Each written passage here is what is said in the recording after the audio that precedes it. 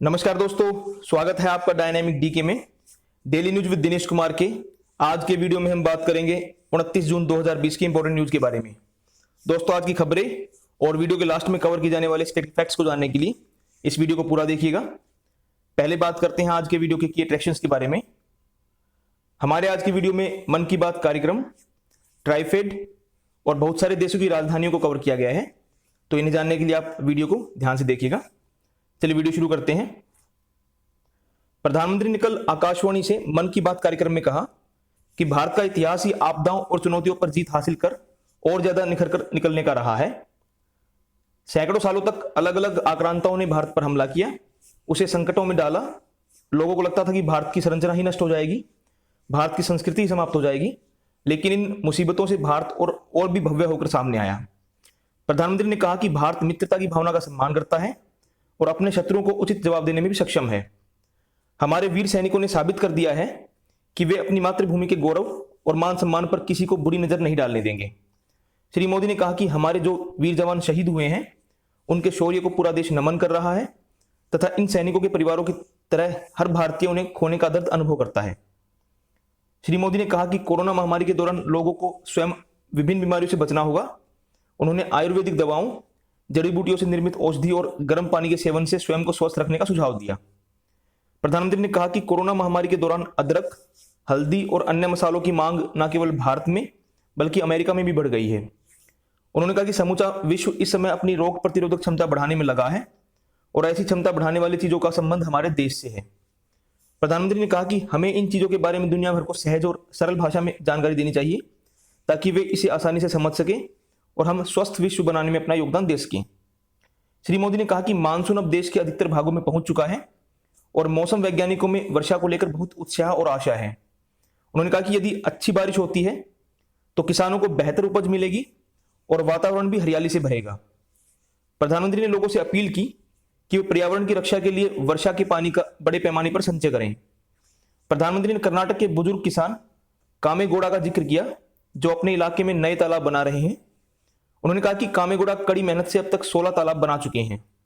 श्री मोदी ने गुजरात के वडोदरा का भी उल्लेख किया, जहां स्थानीय निवासियों ने मिलकर 1000 स्कूलों में वर्षा के जल का संचय किया। प्रधानमंत्री ने लोगों से अनुरोध किया कि गणेश चतुर्थी के दिन पर्यावरण के अनुरूप गणेश की प्रतिमाएं बनाएं। पच्चीसी, मोक्ष पाटम और गुट्टा जैसी पारंपरिक खेलों का जिक्र करते हुए प्रधानमंत्री ने परिवारों के बुजुर्गों से आग्रह किया कि वे इन खेलों के बारे में नई पीढ़ी को जानकारी दें। बात करते हैं कोविड-19 पर अपडेट की। सरकार ने कहा है कि देश में कोरोना इन्फेक्शन का पता लगाने के लिए पिछले 24 घंटे के दौरान 2,31,000 से अधिक नमूनों की जांच की गई है और अब तक देश में कुल 32 लाख सैंपल्स की टेस्टिंग हो चुकी है। केंद्रीय स्वास्थ्य मंत्रालय ने कहा है कि देश में अब कोविड इन्फेक्शन की जांच करने वाली 1036 जो है वो डायग्नोसिस लैब हमारे यहाँ है, जिनमें से 749 गवर्नमेंट लैब हैं और 287 जो है वो प्राइवेट लैब हैं। मंत्रालय ने कहा कि देश में उपचार करा रहे कोविड रोगियों और स्वस्थ हो चुके लोगों के बीच का अंतर 1 लाख से अधिक हो चुका है। देश में 3,09,000 से अधिक लोग इलाज के बाद ठीक हो चुके हैं और स्वस्थ होने की जो रेट है हमारे यहाँ वो 58.56% तक पहुंच चुकी है। पिछले 24 घंटे के दौरान कोविड के 13,832 मरीज उपचार से ठीक हो चुके हैं।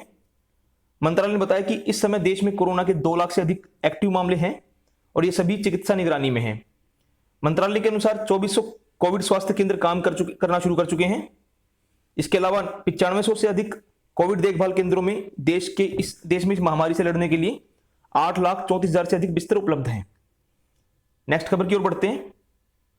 केंद्रीय जनजातीय मामले मंत्रालय ने कोविड महामारी के कारण आदिवासी शिल्पकारों पर पड़े बोझ को कम करने के लिए कई कदम उठाए हैं। मंत्रालय ने शिल्पकारों की आजीविका जारी रखने के लिए आर्थिक गतिविधियों को बढ़ावा दिया है। जनजातीय मामले मंत्री अर्जुन मुंडा ने वीडियो कॉन्फ्रेंस के जरिए ट्राइफेड डिजिटल प्लेटफॉर्म का शुभारंभ करते हुए कहा कि ट्राइफेड वॉरियर्स का दल वन उत्पाद, हथकरघा और हस्तशिल्प को नई ऊंचाइयों तक ले जाएगा, जिससे आदिवासी समाज के जीवन और आजीविका में परिवर्तन होगा। उन्होंने कहा कि आज देश के अधिकतर जो लोग हैं वो ऑनलाइन खरीदारी कर रहे हैं तथा इसको देखते हुए आदिवासी उत्पादकों को राष्ट्रीय और अंतर्राष्ट्रीय बाजार से जोड़ने के लिए डिजिटल टेक्निक है हमारी, उस पर आधारित रणनीति बनाई जाएगी। ट्राइफेड द्वारा आयोजित एक वेबिनार में ये मेन बात रखी गई थी। नेक्स्ट खबर की ओर बढ़ते हैं। प्रवासी कामगारों को उनके डेस्टिनेशन तक पहुंचाने के लिए रेलवे ने अब तक देश भर में 4000 से अधिक श्रमिक स्पेशल ट्रेनों का परिचालन किया है और 60 लाख से अधिक लोगों को उनके गृह राज्य पहुंचाया है। इन रेलगाड़ियों में यात्रा करने वाले लोगों को रेलवे ने मुफ्त भोजन के पैकेट और पानी की बोतलें वितरित की। श्रमिक विशेष रेलगाड़ियों के अलावा रेलवे 50 जोड़ी विशेष एसी ट्रेनें और 200 विशेष ट्रेनें भी चला रहा है।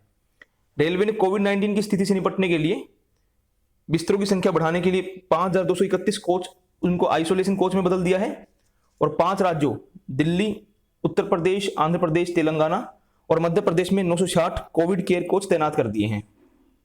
इसके अलावा रेलवे ने लॉकडाउन के दौरान करीब 2 लाख पर्सनल प्रोटेक्शन इक्विपमेंट, ये गाउन और 7 लाख से अधिक मास्क का निर्माण किया है। इसके अलावा लॉकडाउन के दौरान रेलवे ने मरम्मत और मेंटेनेंस से जुड़ी 200 महत्वपूर्ण परियोजनाओं का काम पूरा कर लिया है। तो यहाँ पर रेलवे ने लॉकडाउन का फायदा उठाकर, क्योंकि रेल चल नहीं रही थी, तो जितनी भी उनकी पेंडिंग प्रोजेक्ट्स थे जो कि रेल चलने के कारण पूरा नहीं हो पा रहे थे, उनको पूरा करने का काम किया है। बात करते हैं वंदे भारत मिशन की।